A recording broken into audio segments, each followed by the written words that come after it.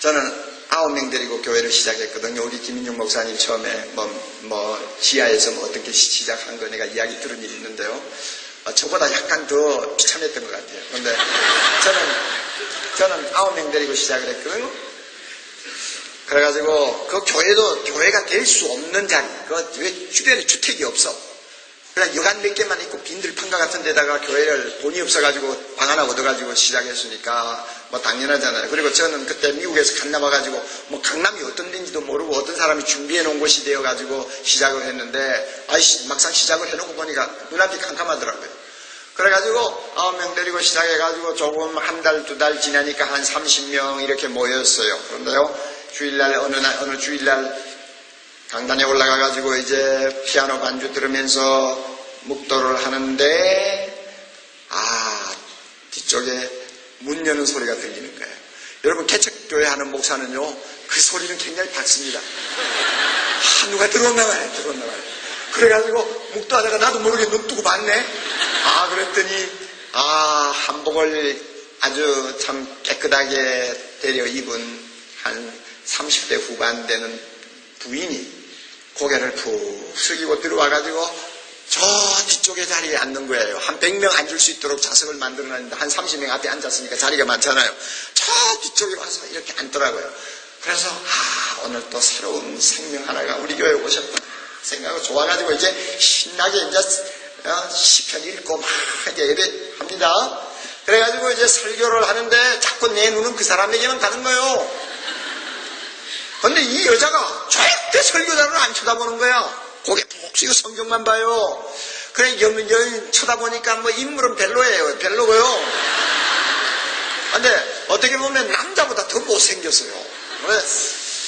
남자 못생긴 사람보다 더 못생겼어요. 솔직하게. 근데 얼굴을 안 들어요. 그러니까 예배 다 마쳤습니다. 마치고 나서 축도하고 이제, 그 다음에 피아노 송룡하는데 이제 눈을 뜨고 내려가는데 보니까 여자가 없어졌네. 사라졌어.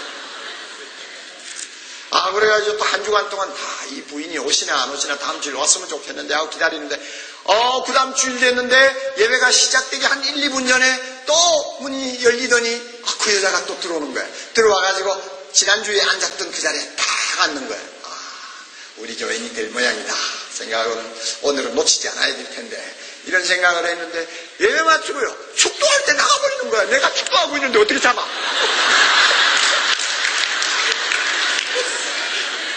잡을 길이 없지.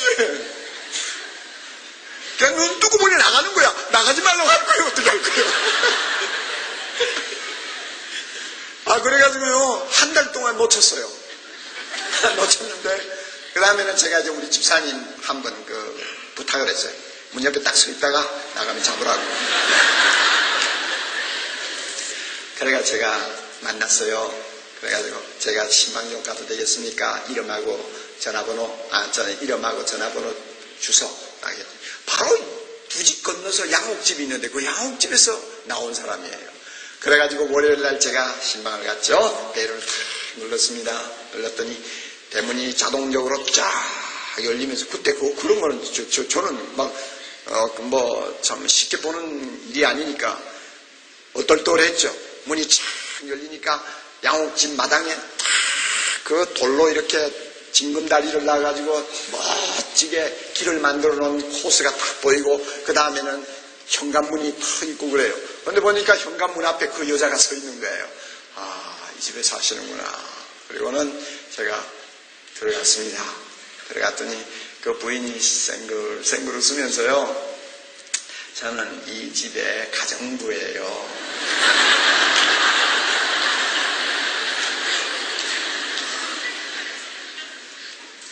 우리 집주인 부부는 대학 교수인데 원자력을 연구한 대학 교수인데 두 분 다 학교에 나가고 안 계시고요. 낮에는 저 혼자 집을 지킵니다. 목사님 참 고마워요. 찾아와 주셔서. 그리고는 안내를 해서 응접실로 들어가는데 그건 가정부하고 소파에 앉아 이야기하는 거는 뭐가 좀 이상한 것 같아. 그래서 왜 내하고 둘이서 문간에서 이야기하자고. 문간에 앉으라고. 나도 신발 벗지 않고 문간에 그냥 앉을 테니까 당신 여기서 앉아가지고. 도대체 당신이 교회를 나왔는데 어떻게 교회를 나오게 되느냐고. 또 당신 이야기 좀 듣고 싶다고. 그랬더니 이 부인이요. 저는요, 막 지나간 인생 그냥 지질이 못 산 인생, 불행한 인생 그냥 늘어놓으면서 막 그냥 눈물, 콧물 닦을 줄 알았어요. 그런데 이 부인은요, 저는요, 초등학교 다닐 때 부모가 이혼했어요. 그리고 우리는 의지할 데가 없이 밑에 여동생 하나 있었는데 그냥 내팽개쳐버렸어요. 그래가지고 남의 집을 전전하면서 수년을 그냥 식모살이 비슷하게 어린 나이에 하면서 살았어요. 그러다가 나이가 좀 찼는데 어떤 부인이 하도 간청해서 결혼을 하게 됐어요. 그런데 그 결혼 상대가 장애인이었습니다. 그래도 내 남편이라고 생각하니 얼마나 좋은지요. 그 남편을 지극히 섬기면서 사는데 시어머니가 저를 못 봐주는 거예요. 그래가지고 결국은 저를 쫓아내버렸어요. 제가 쫓겨나오면서 나는 장애를 가진 사람하고도 살 가치가 없는 존재구나 하는 것을 느끼니까 살 맛이 하나도 없더라고요. 그래서 양잿물을 먹었습니다. 그래가 의식을 잃어버렸어요. 나중에 깨어나 보니까 메디컬 센터였어요. 양잿물을 먹었으니까 목 식도가 타버린 거예요.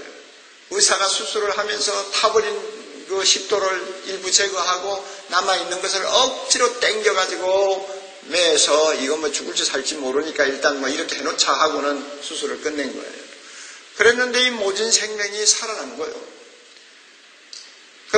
그때부터는 목소리가 이상하더라고요. 또 쇠소리가 나오더라고요. 그래서 이상하다 했는데 그래가지고 목소리를 제대로 내지를 못하는 거예요. 먹는 것도 제대로 못 먹고 죽 같은 것을 먹어야 되고 항상 통증이 있고 이런 생활을 이제 시작한 거예요.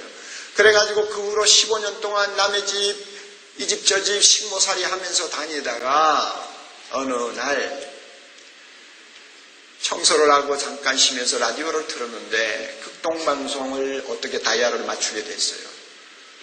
그런데 거기에서 젊은이요, 여기에 소망이 하는 프로그램이 진행이 되고 있어요. 거기에서 설교가 나왔어요. 자기도 모르게 열심히 그 설교를 들었어요. 예수님에 대한 설교, 복음에 대한 설교를 하는 걸 들었어요. 여러분 참 하나님의 역사는 이상해요. 그 말씀을 듣고 있는데 성경을 한 번도 읽어본 일도 없는 사람이 그 예수 그리스도에 대한 이야기를 한참 듣다 보니 자기도 모르게 변화가 일어났어요. 자기도 모르게 중생을 받았어요. 나 이 예수 믿고 싶다. 나 이 예수 믿어. 나 이 예수님 믿고 싶어. 이러고 나중에 신앙을 자기도 자기 혼자 중얼중얼하면서 고백을 하다 보니까 진짜 성령이 그 사람의 마음을 완전히 새롭게 바꾸어 놨어요. 그래가 그 다음부터는 자기도 모르게 매일 찬송을 하는 게 중얼중얼 항상 라디오 틀어놓고 라디오에서 나오는 그 찬양을 배우고 하면서 찬송을 늘 부르면서 설거지하고 청소하고 사람이 그냥 얼굴이 달라져 버렸어요.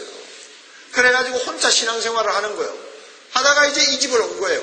이 집을 와가지고 이제 교회도 못 나가고 혼자서 라디오 들고 신앙생활 하는데 어느 날 지나가다가 보니까 바로 옆에 교회당이 하나 십자가가 붙어가지고 교회가 하나 생긴 게 있었어요. 그래서 주인에게 사정해가지고 예배 시간만 허락을 받고 나온 거예요. 그런데 중요한 것은 목사님 저요 참 행복한 사람이에요. 나 예수님 만나고 나서 정말 저는 행복한 사람 됐어요. 그런데 이제 교회까지 나가게 됐으니 얼마나 좋아요. 목사님 저를 불쌍하게 보지 마세요. 그렇게 이야기를 하는데 제가 그 얼굴을 쳐다보니 그 순간에는 천상을 보는 것 같았어요. 그래가지고 그때부터 우리 교회 열심히 나오면서 집사가 되고 했습니다. 그리고 주일날에는 교회 갔다 오면 오후에 시간 내가지고 저 강남병원 가난한 사람들이 입원하고 있는 병원을 일부러 찾아가서 자기처럼 참 인생을 험하게 사는 사람들 누워있는 병상에 가서 기도해주고 어떤 때는 떡을 만들어 가서 주기도 하고 카드를 적어가서 주기도 하고 이러면서 매주마다 자기 마음에 있는 기쁨을 이기지 못해서 그들에게 복음을 전하는 사람이 되었어요.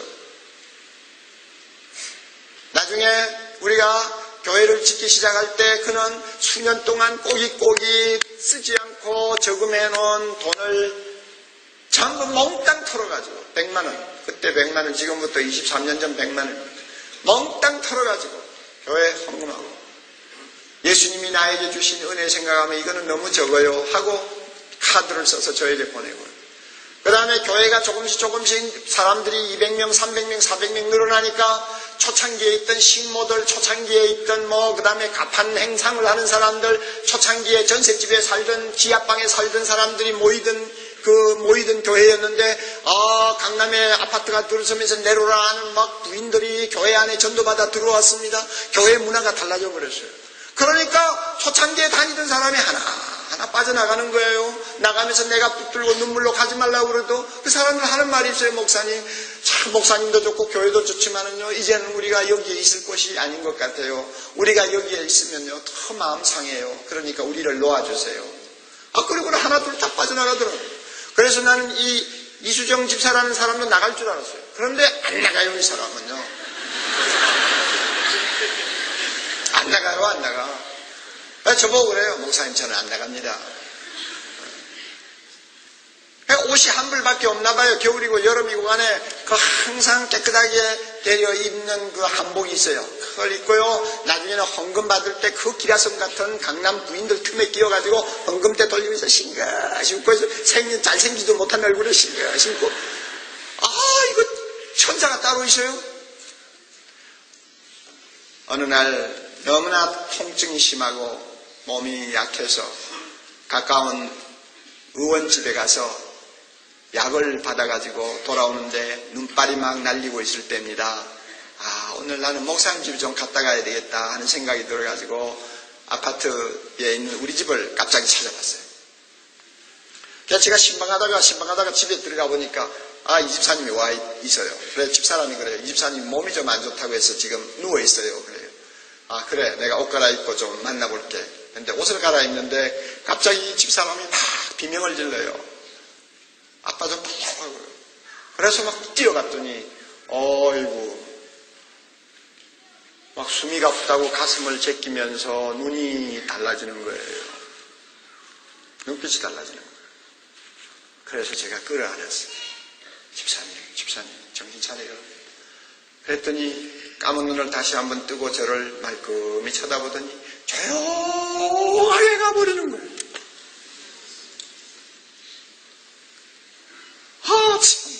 참 나의 이제 40대 초반에 하나님이 그냥 천사를 보내서 그냥 모시고 가듯이 조용히 가버리는 거예요. 근데 이 양반 죽을 자리 찾아가지고 죽을 자리 찾아가 온 것도 기적이지만 목사 품에 안겨가 죽는다. 하나님이 이런 식으로 이 자매를 위로하시는구나.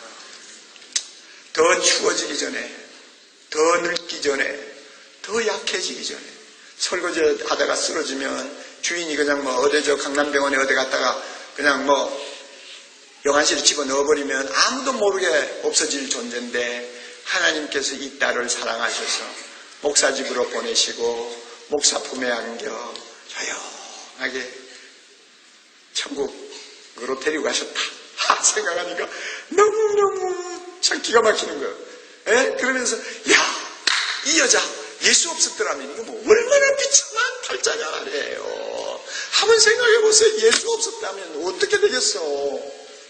그래서요 우리 집이 그냥 막 영안실이 돼버렸어요. 그래가지고 교인들이 그냥 번질나게 드나들면서 3일장을 치르는 거예요. 그래가지고 내하고 우리 집 사람은 막 상복 입고 완전히 상복 막 교회장처럼 치루었어요. 아마 우리 사랑의 교회에서 그렇게 성대하고 정말로 정성을 다해서 교인들이 몇백 명이요 정말 가슴을 열어놓고 장례식 치른 일은 아마 다시 없었어요. 그게 처음이고 마지막이었어요.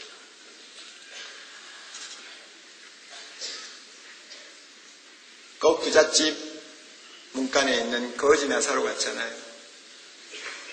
예수 때문에 팔자 고친 여자였죠. 그만큼 우리가 구원받았다는 것은 황홀한 거예요. 정말 황홀한 거예요. 이 구원받은 거 여러분 확신하면 다른 거 불평하지 마세요. 다른 거 부러워하지 마세요. 남 쳐다보고 기죽지 마세요. 우리는 가장 좋은 것, 가장 값진 것, 가장 놀라운 것을 공짜로 얻었어요. 예수님 때문에요.